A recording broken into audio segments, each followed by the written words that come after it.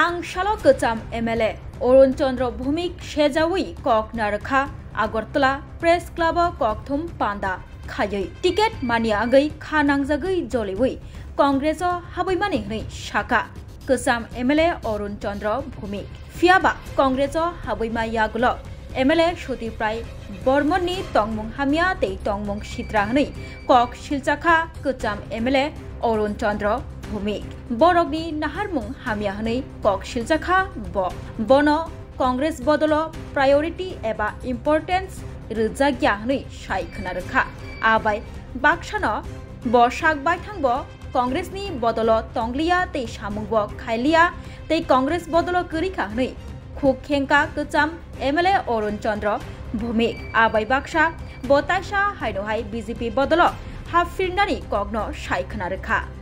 join করা না এটা তাদের লিগ্যাল অ্যাডভাইজার হিসেবে আচ্ছা যেটা বাস্তবসম্মত সেই বাস্তবসম্মত যেভাবে বাস্তবায়িত করা যায় সেভাবে আমি তাদেরকে অ্যাডভাইস করব লিগ্যাল অ্যাডভাইজার পার্টিতে জয়েন করেন পার্টিতে তো আমি কংগ্রেসে আছেন না বিজেপিতে আছি না আপনি তো আপনাকে তো দেখা গেছে যে 2023 আপনি আমি 3-4 দিন গেছিলাম যেতাম না আমি রাগ করে গেছি কারণ হচ্ছে কি আমাকে টিকিট দিছিল না টিকিট দেয়নি বিলোনিয়াতে তার জন্য আমি গেছিলাম তো সেখানেও দেখলাম যে সুদীপ রায় বর্মনের ব্যবহার ভালো না আমি এখন কোথাও যাই না আপনাকে তো দেখা গেছে একই মঞ্চে আপনার সুদীপ বাবু আশিস সাহা একই সাথে নেতাজি চৌমুহনীতে 2023 সম্ভবত নেতাজি চৌমুহনীতে আমি গেছিলেন 3-4 দিন গেছিলাম এরপরে দেখি যে এদেরও উদ্দেশ্য ভালো না আমাকে কোনো প্রায়োরিটি দেয়নি সেই হিসাবে আমি চাই না তাহলে কি আপনি আমরা বলতে পারি যে আপনি আর এখন কংগ্রেস দলে মানে তাহলে আপনি আর এখন কংগ্রেস দলে নেই না বিজেপিতে জয়েন করছেন এখন কি আবার বিজেপিতে জয়েন করছেন না বিজেপিতে জয়েন করব আমি বিজেপিতেই আছি আমি এর মধ্যে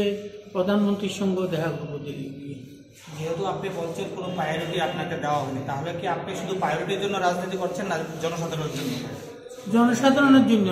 রাজনীতি মানেই জনসাধারণের জন্য রাজনীতি করতে হবে প্রায়োরিটি দেয়নি তার জন্য আপনি চলে এসেছেন তাহলে জনসাধারণকে কি বুঝাবেন আপনাকে প্রায়োরিটি দেয়নি তার জন্য আমাকে প্রায়োরিটি দেয়নি আমাকে অ্যাপয়েন্টমেন্ট ক্যান্ডিডেট না করাতে বিলোনিয়াটাতে ফেল করেছে এর জন্য আমি রাগ করে কয়েকদিন বসে আপনি কি ক্যান্ডিডেটের জন্য কি রাজনীতি করছেন হ্যাঁ এটাই তো বলছি আমি ক্যান্ডিডেট না হলে আপনি কি করে কাজ করবেন আপনি যদি এমএলএ না হন আমি বিলোনিয়াতে এমএলএ ছিলাম অনেক কাজ করেছি আপনি একটা ব্রিজ করেছি লাগঙ্গে 7 কোটি টাকা খরচ হয়েছে